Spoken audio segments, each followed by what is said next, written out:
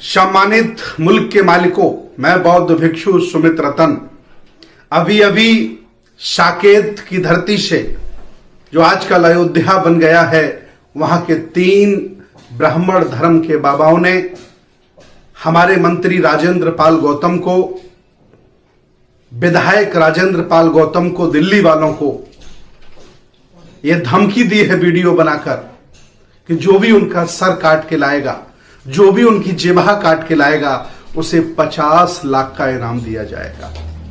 मैं भारत के हक वंचित, असहाय, कमजोर और बहुजन समाज के लोगों से पूछना चाहता हूं, क्या आज आपके भारत में आपकी ये दयनीय स्थिति हो गई है? इसका कारण क्या है? इसका कारण एक ही है, क्योंकि आप अपनी संस्कृति, सभ्यता, दर्शन और अपने धर्म से भटक गए हो। जिस दिन आपने इनकी व्यवस्थाओं को छोड़ दिया, उस दिन ये बौने हो जाएंगे, ये कमजोर हो जाएंगे, लाचार हो जाएंगे, इनकी दुकानें बंद हो जाएंगी, इनके मंदिर बंद हो जाएंगे और इस औकात में नहीं होंगे कि आपसे सर उठा के बात कर सकें। सर काटने की तो बहुत बड़ी बात है। ये बाहर से आए हुए लोग जबरदस्ती अपनी संस्कृति, दर्शन को थोप कर आपको गुलाम बना बैठे हैं। 100 करोड़ की आबादी है आपकी, और ये अल्पजन आपसे कह रहे हैं कि आपका सर काटूंगा, और जो काट के लाएगा उसे 50 लाख रुपए इनाम देंगे। याद रखना, ये सर काटने का काम डकैत करते हैं, गुंडे करते हैं, बदमाश करते हैं। संतों को, स्वामियों को यह शोभा नहीं देता। तथागत भगवान बुद्ध कहते थे कि अगर कुत्ता आपको काट ले तो आप कुत्ते को नहीं काटते। बुद्ध ने हमें ऐसे संस्कार नहीं दिए हैं, हमारी संस्कृति, हमारे दर्शन ने हमें ऐसे संस्कार नहीं दिए हैं कि उनका जवाब उनके शब्दों से हम दें। लेकिन मैं इतना जरूर कहूंगा कि कुत्ता अगर काटे तो कुत्ते को काटा नहीं जाता है, बांधा जाता है, कमजोर किया जाता है, ताकि वो दोबारा ना काट सके। इसलिए आज बहुजन समाज के लोग समझ जाओ कि वो तुम्हें कमजोर, पंगु, असहाय समझते हैं, इसलिए तुम्हारे नेता पर, तुम्हारे अपने व्यक्ति पर इस तरह का बयान वो दे रहे हैं।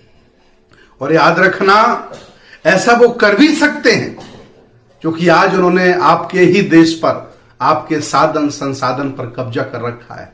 सामाजिक, धार्मिक, राजनीतिक, आर्थिक हर क्षेत्र में उनका कब्जा हो गया है, क्योंकि आप किसी काम के नहीं हो। इसलिए आओ हम सब एक हो जाते हैं और मिलकर अपने देश को, महापुरुषों को और अपनी संस्कृति की रक्षा करते हैं। मैं अयोध्या के इन संतों का विरोध करता हूं जिन्होंने इस तरह की जुबान चलाई है। हिंदू धर्म भी नहीं, ब्राह्मण धर्म भी नहीं, भारत का कोई भी धर्म ये इजाजत नहीं देता कि कोई संत ऐसी भाषा बोले। ये भाषा गुंडों की होती है, मवालियों की होती है, बदमाशों की होती है।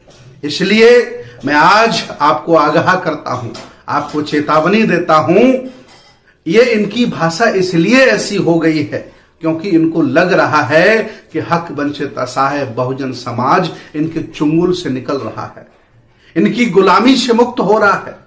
ये बुद्ध के दर्शन में जा रहा है, बुद्ध के धर्म में जा रहा है, 22 प्रतिज्ञाएं ले रहा है, अंबेडकरवादी हो रहा है।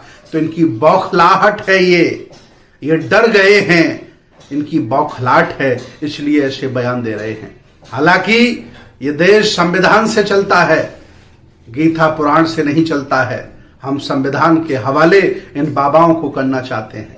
मैं पुलिस का सम्मान करता हूं, हाई कोर्ट, सुप्रीम कोर्ट का सम्मान करता हूं।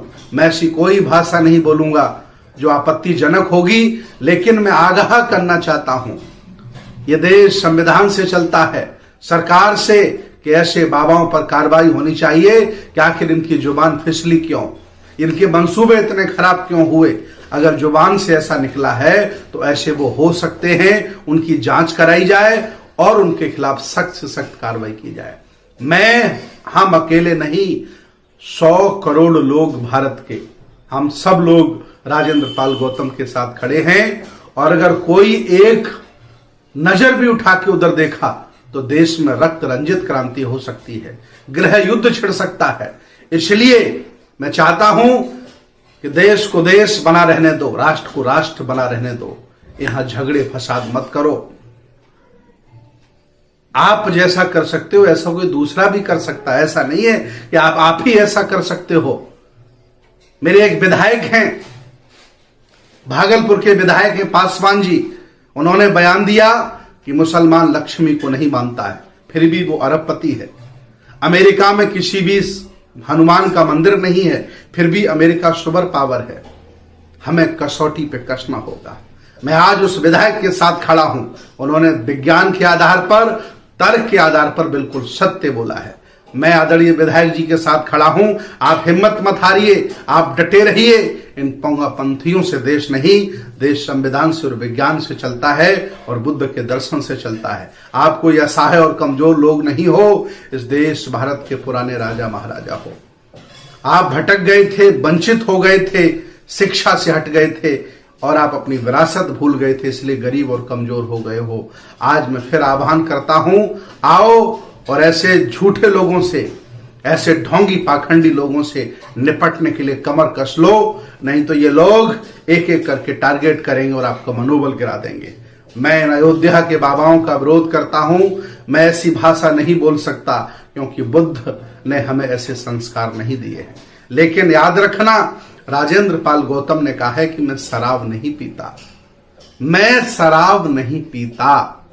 अब शराब बनाने वाली फैक्ट्री, शराब बेचने वाले ठेके ये विरोध करें कि राजेंद्र पाल गौतम खराब व्यक्ति है, तो इसके लिए मैं क्या कर सकता हूं। मैं भी कह रहा हूं मैं शराब नहीं पीता, मैं नहीं मानता। जबरदस्ती नहीं है, ये धर्मनिरपेक्ष भारत है, संविधान हमें आजादी देता है। आप हमारे साथ बर्बरता नहीं कर सकते, आप हमारा मनोबल नहीं गिरा सकते। आओ बहुजनों, खड़े हो जाओ। ये इनकी बौखलाहट है और इसका डट करके हम मुकाबला लेंगे।